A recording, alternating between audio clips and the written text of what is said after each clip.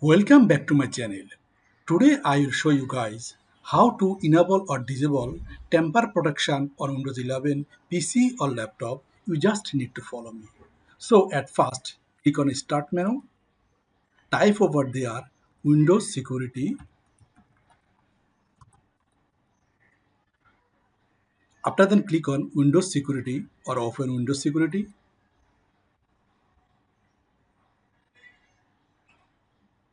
After then click on Virus and Threat Protection.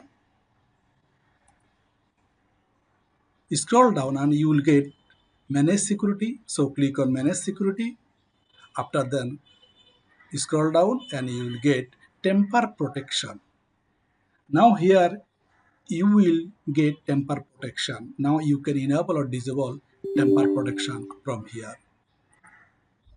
So hope this video tutorial helpful for you. So please like the video and don't forget to subscribe the channel for next videos. Thank you for watching.